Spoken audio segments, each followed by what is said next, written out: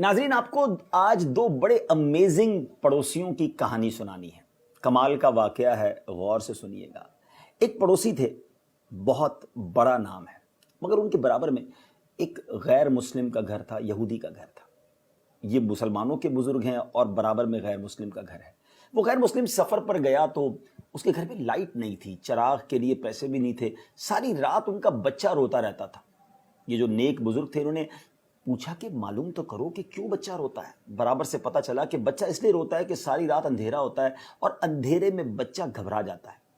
ان بزرگ نے کیا کیا کہ روزانہ رات ان کے گھر چراغ بھجوانا شروع کر دیا۔ ساری رات بچہ سکون سے سوتا۔ جب وہ یہودی سفر کر کے واپس آیا اور اس کے گھر والوں نے اسے واقعہ سنایا کہ ہمارے پڑوس میں جو مسلمانوں کے بزرگ رہتے ہیں وہ ہمیں روز چراغ بھجواتے رہے اور ہمارے بچے کو سکون پہنچاتے رہے، اس غیر مسلم کو یہ خیال آیا کہ کتنی عجیب بات ہے کہ ہمارے برابر میں مسلمانوں کے اتنے بڑے بزرگ رہتے ہیں اور اتنے اچھے اخلاق ہیں، اور ہم ہیں کہ اسلام سے دور رہ کر زندگی گزار رہے ہیں۔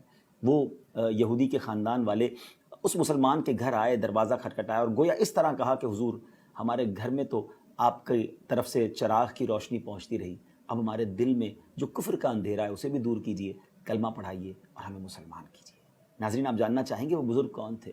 وہ کوئی اور نہیں، اولیاء کرام کے سردار حضرت سیدنا بایزید بسطامی رحمۃ اللہ تعالیٰ علیہ، جو اپنے غیر مسلم پڑوسی کے ساتھ اتنا شاندار سلوک کرتے رہے۔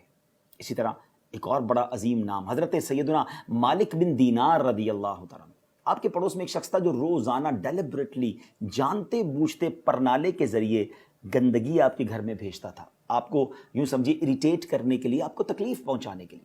آپ کوئی جواب نہ دیتے تھے۔ کچھ دنوں کے بعد اس پڑوسی سے رہا نہیں گیا کہ یہ کمال کی بات ہے، میں روز گندگی بھیجتا ہوں، کوئی جھگڑا نہیں، کوئی ریٹیلیٹ نہیں، معاملہ کیا ہے؟ دروازہ کھٹکھٹایا، حضرت مالک بن دینار رحمۃ اللہ تعالیٰ نے دروازہ کھولا تو وہ کہتا ہے حضور، میں روز آپ کے گھر میں گندگی بھیجتا ہوں، آپ کو تکلیف نہیں ہوتی؟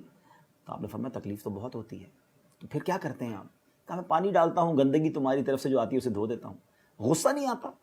سوال کیا اس نے۔ میرے غصہ بھی بہت آتا ہے، غصہ آتا ہے مگر میں اسے پی لیتا ہوں، کیونکہ ہمارے قرآن مجید فرقان حمید میں ہمارا رب فرماتا ہے وَالْكَاظِمِينَ الْغَيْظَ وَالْعَافِينَ عَنِ النَّاسِ وَاللَّهُ يُحِبُّ الْمُحْسِنِينَ۔ ترجمہ کیا ہے؟ اور غصہ پینے والے اور لوگوں سے درگزر کرنے والے اور نیک لوگ اللہ کے محبوب ہیں۔ اب اس غیر مسلم نے کیا کیا؟ اس نے گویا اس طرح عرض کی کہ حضور، گھر کی گندگی جو میں نے آپ کے گھر میں بھیجی وہ تو آپ نے پانی ڈال کر دھو دی، اسے بعد میں دھوئیے گا، پہلے میرے جو سینے میں کفر کی گندگی ہے اسے دھوئیے۔ کلمہ پڑھ کر مسلمان ہو گیا۔ ناظرین، یہ دونوں واقعات ہمارے لیے کیا میسج لیے ہوئے ہیں کہ پڑوسی کے کتنے حقوق ہیں، اور ہمارے بزرگان دین وہ ہیں کہ جو غیر مسلم پڑوسیوں کے ساتھ، تکلیف پہنچانے والے پڑوسیوں کے ساتھ بھی ایسا رویہ رکھتے تھے کہ وہ کلمہ پڑھ کر مسلمان ہو جاتے۔ مگر کیا ہمارا مسلمان پڑوسی ہم سے مطمئن ہے؟ یاد رکھیے، روایتوں میں مضمون ملتا ہے کہ تم میں بہترین وہ ہے جس کا پڑوسی اس سے راضی ہو۔ کیا ہم ایسے ہیں کہ ہمارا پڑوسی ہم سے خوش ہو، پڑوسی ہمارے بارے میں اچھے الفاظ ادا کرے؟ میں آپ کو ایک حدیث پاک آخر میں سناتا ہوں۔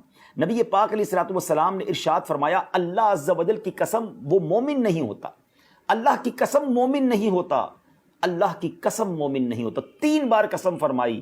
عرض کی گئی کون یا رسول اللہ صلی اللہ تعالیٰ علیہ وسلم؟ تو فرمایا وہ جس کا پڑوسی اس کی شرارتوں سے امن میں نہ ہو۔ اللہ اکبر! ذرا غور کیجئے ناظرین، یہ ہے پڑوس کے حقوق۔